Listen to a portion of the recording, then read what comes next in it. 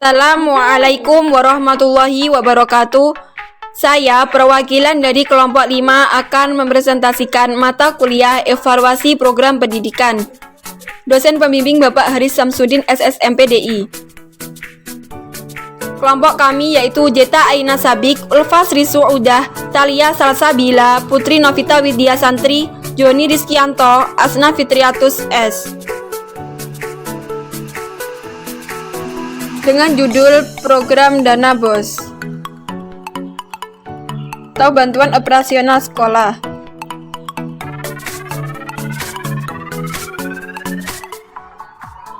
Pengertian BOS.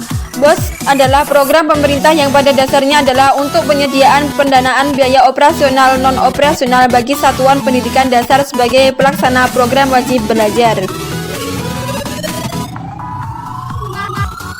Tujuan BOS. Secara umum, program BOS bertujuan untuk meringankan beban masyarakat terhadap pembiayaan pendidikan dalam rangka wajib belajar 9 tahun yang bermutu. Secara khusus, program BOS bertujuan untuk A. Membebaskan pungutan bagi seluruh siswa SD negeri dan SMP negeri terhadap biaya operasi sekolah. B. Membebaskan pungutan bagi siswa miskin dari seluruh pungutan dalam bentuk apapun baik di sekolah negeri maupun swasta. C. Meringankan beban biaya operasi sekolah bagi siswa di sekolah swasta.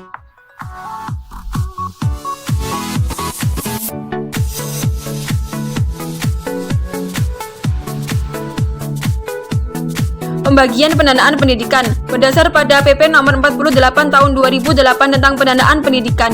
Pendanaan pendidikan menjadi tanggung jawab bersama antara pemerintah daerah dan masyarakat. Dalam peraturan tersebut, biaya pendidikan dibagi menjadi 3 jenis, yaitu biaya satuan pendidikan, biaya penyelenggaraan atau pengelolaan pendidikan, serta biaya pribadi serta didik. Hal-hal yang perlu diperhatikan dalam pengelolaan program BOS. 1. BOS harus menjadi sarana penting untuk meningkatkan akses dan mutu pendidikan dasar 9 tahun yang bermutu. 2. Dengan adanya BOS tidak boleh ada siswa miskin yang putus sekolah karena tidak mampu membayar iuran atau pungutan yang dilakukan oleh sekolah. 3. Anak lulusan sekolah tingkat SD harus diupayakan kelangsungan pendidikannya ke sekolah tingkat SMP. 4. Kepala sekolah mencari dan mengajak siswa SD atau setara yang akan lulus dan yang berpotensi tidak melanjutkan sekolah untuk ditampung di SMP atau setara. 5. Kepala sekolah harus mengelola dana BOS secara transparan atau akuntabel. 6. BOS tidak menghalangi peserta didik, orang tua yang mampu atau walinya memberikan sumbangan sukarela yang tidak mengikat kepada sekolah.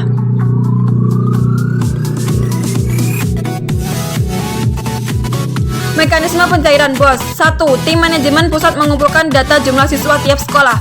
2. Tim manajemen BOS pusat membuat alokasi dana BOS. 3. Tim manajemen BOS melakukan verifikasi ulang data jumlah siswa tiap sekolah sebagai dasar dalam menetapkan alokasi di tiap sekolah. 4. Tim manajemen BOS menetapkan sekolah yang bersedia menerima BOS melalui surat keputusan atau SK. 5. Tim manajemen BOS kabupaten atau kota mengirimkan SK alokasi BOS dengan melampirkan daftar sekolah ke tim manajemen BOS provinsi, tembusan ke bank atau pos penyalur dana dan sekolah penerima BOS. Penggunaan dana BOS. 1. Pembiayaan seluruh kegiatan penerimaan siswa baru. Pembelian buku referensi untuk perpustakaan atau bagi sekolah yang tidak menerima DAK. Pembelian buku teks pelajaran lain untuk koreksi di perpustakaan sekolah. Pembiayaan kegiatan pembelajaran dan kegiatan siswa lainnya. Pembiayaan ulangan, ujian sekolah, dan laporan hasil belajar siswa. Pembelian bahan-bahan habis pakai seperti buku tulis, kapur tulis, dan sebagainya. Pembiayaan langganan daya dan jasa yaitu listrik, air, telepon, internet.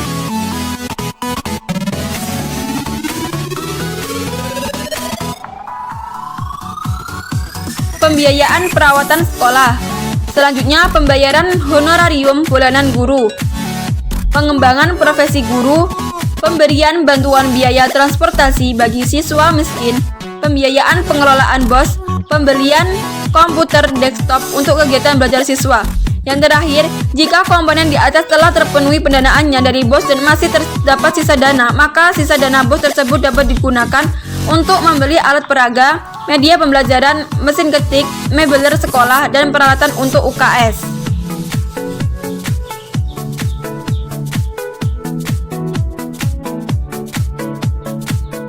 Permasalahan pengelolaan dana BOS dan solusinya. Deskripsi masalah. Mulai pertengahan 2010, Kemendiknas mulai menggunakan mekanisme baru penyaluran dana BOS. Dana BOS tidak lagi langsung ditransfer ke bendahara negara ke rekening sekolah, tetapi ditransfer ke kas APBD selanjutnya ke rekening sekolah. Mekanisme baru ini bertujuan untuk memberikan kewenangan lebih besar kepada pemerintah daerah dalam penyaluran dana BOS. Namun, perubahan mekanisme penyaluran dana BOS sesuai dengan mekanisme APBD secara tidak langsung mengundang keterlibatan birokrasi dan politik lokal dalam penyaluran dana BOS. Konsekuensinya, sekolah menanggung biaya politik dan birokrasi.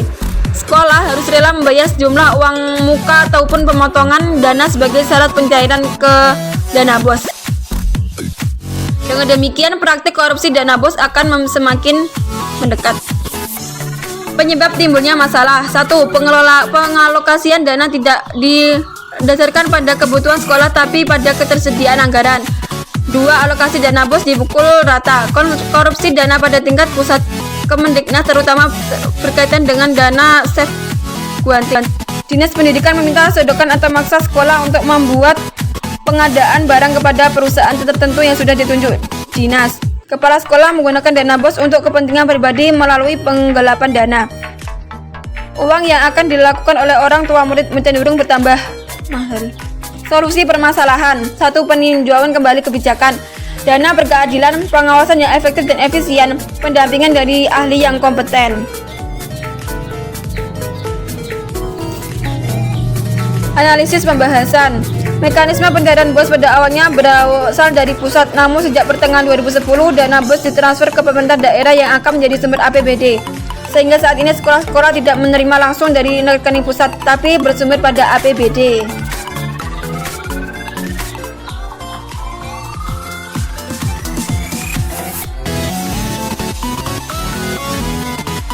Penyalahgunaan pengelolaan dana BOS banyak ditemukan di beberapa daerah. Kasus yang paling sering adalah penggelembungan jumlah siswa.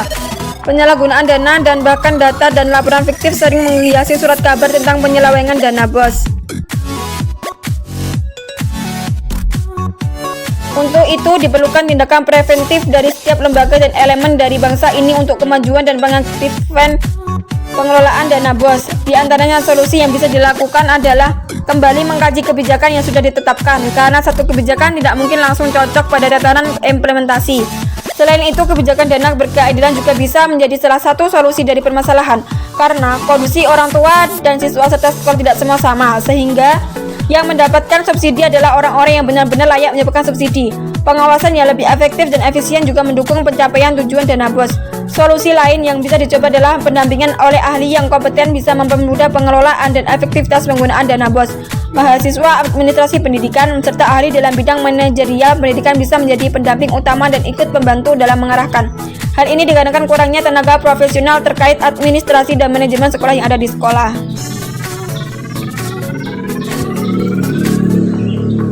Dari pembahasan tersebut, kami bisa sedikit memberikan saran atau rekomendasi kepada beberapa pihak, baik pembaca, pelaku pendidikan, ataupun pelaksana teknis pendidikan diantaranya.